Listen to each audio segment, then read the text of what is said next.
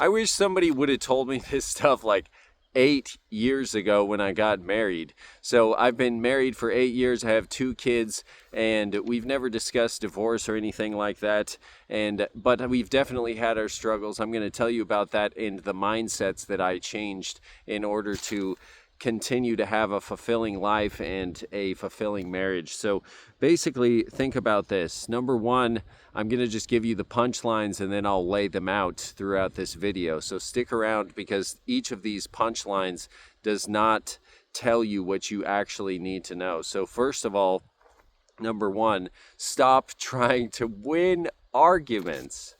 Okay, we love winning arguments. Don't try to win arguments. Number two, listen and try to understand her true worry. And if you think that I'm going to get feminist on you, trust me, this is not feminism. So number three, change your mindset from getting to giving.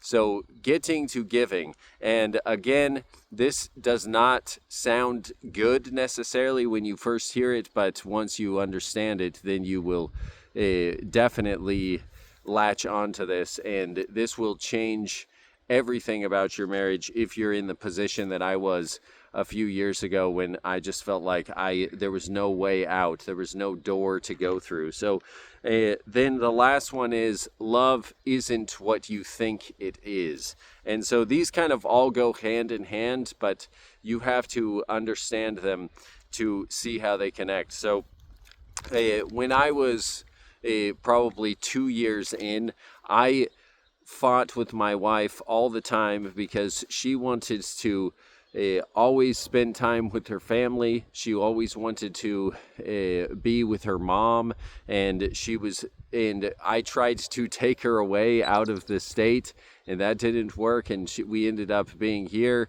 And so but I was always trying to give her the logical explanation, and that's just not how women work.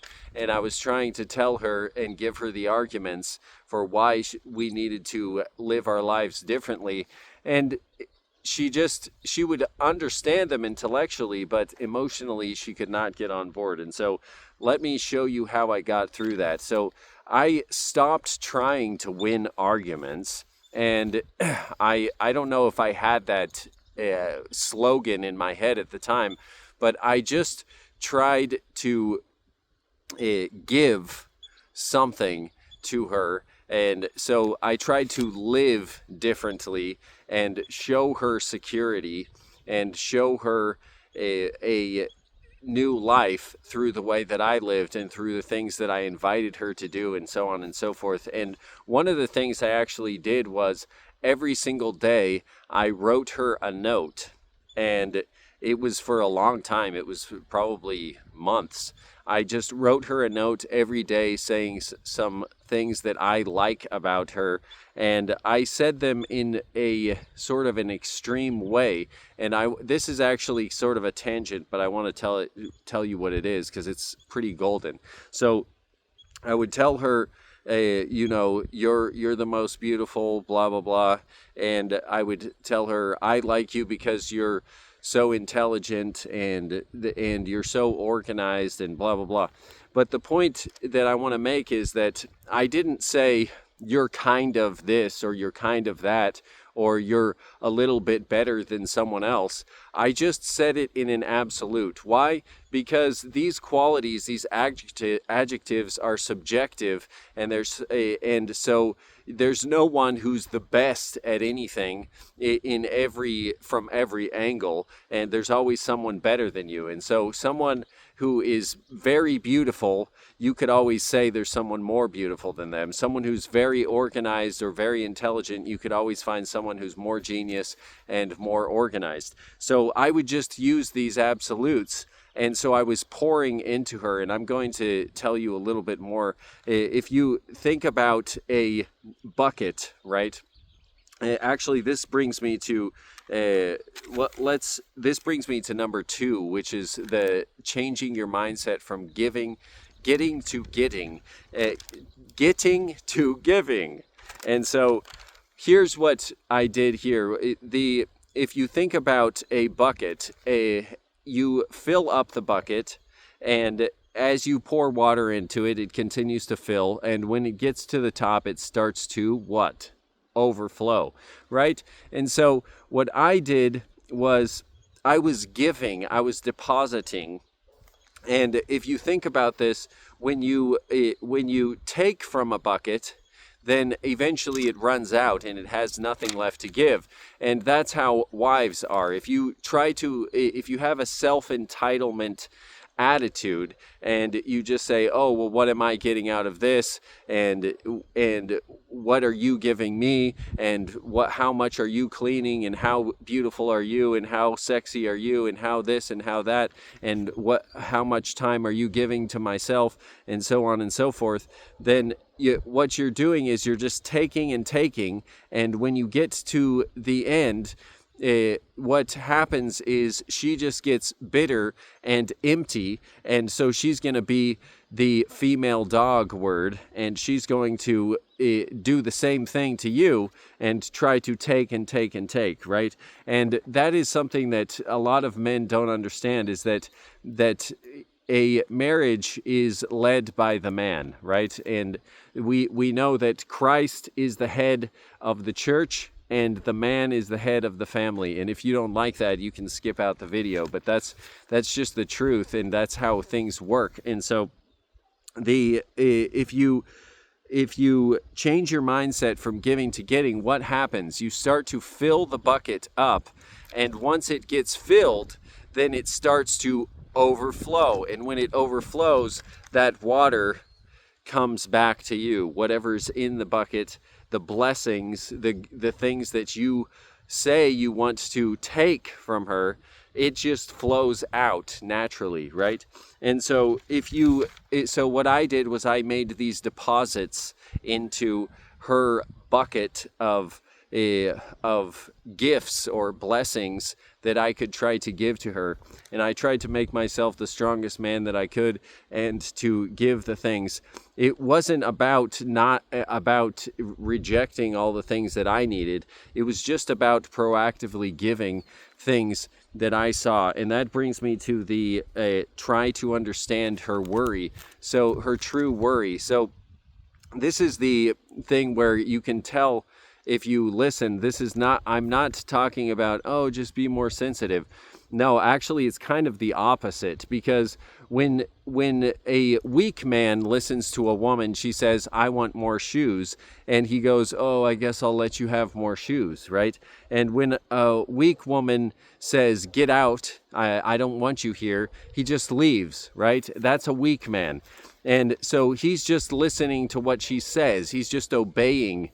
And that's not how the structure of a family works. That's not how a structure of a husband and a wife works. What you want to try to understand is that women are primarily emotional beings, right? We're emotional. We're all emotional, but women are at least slightly or more predominantly emotional. So they're just as smart, right? They can understand intellectual concepts, but their emotions get the best of them, right? And with men, if you're a masculine man, then you can kind of use logic and override your emotions to a certain extent. So when women say things, they are speaking from their emotions, and they're just saying stuff like, get out, I don't want you here. But what they really want is something else, right? And women usually speak from a standpoint of wanting security, of wanting protection, of wanting to be protected from danger, right? And security and not being alone, right? This is a primitive desire of women. They don't want to be abandoned by their husband, because then they don't have anybody to protect them. And that's just the primitive idea. That's not what they will say. That's not the intellectual concept that they're going to present to you. but that's the primitive desire, is to be secure.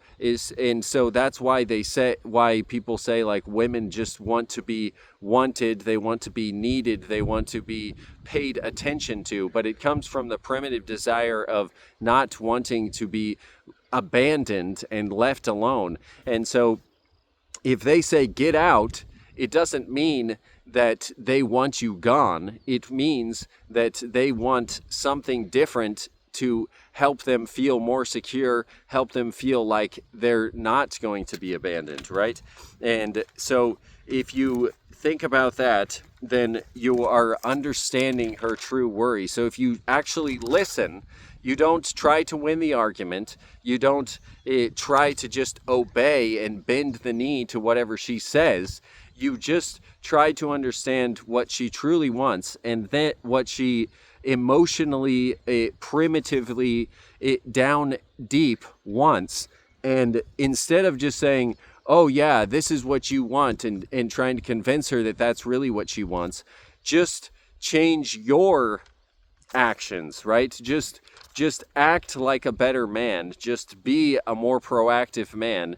Just give more, instead of trying to have this self-entitled idea of getting from them and transactional attitude. Marriage is not a transactional thing, and you can make the argument that it's transactional because it goes both ways and it takes two to tango and so on and so forth. But in reality, if you look, I like to think about trust in principles rather than techniques, right? Or things like that. So the principle in Acts 20:35 says that it is more blessed are those who give rather than receive. It is more blessed to give than to receive. It is better to give than to receive. And so just like the bucket analogy, this is the reward of giving and giving and giving, is that overflowing comes back to you. And so if you trust in that principle, that if you're the best man that you can be and you're the most present man that you can be, it doesn't mean you don't work. It doesn't mean that you put aside your hobbies, or you put aside those things and you just leave them and you just become this resentful, bitter person. It just means that you look and see how you can be more proactive in providing, in protecting, in being present, and so on and so forth. And so I usually don't give my wife necessarily what she says she wants. And this is not a condescending topic. This is just actually trying to understand what can fix or what can improve a relationship.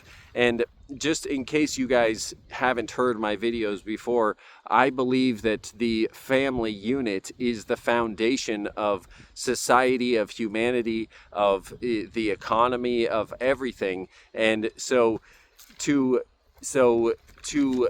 uphold the family is a noble goal. It is a very important goal, and many of the people who are talking about how, oh yeah, it's easier to be single, or it's easier this, or these are all these problems, and there's all this stress and all this economic burden on you if you have kids, and so on and so forth.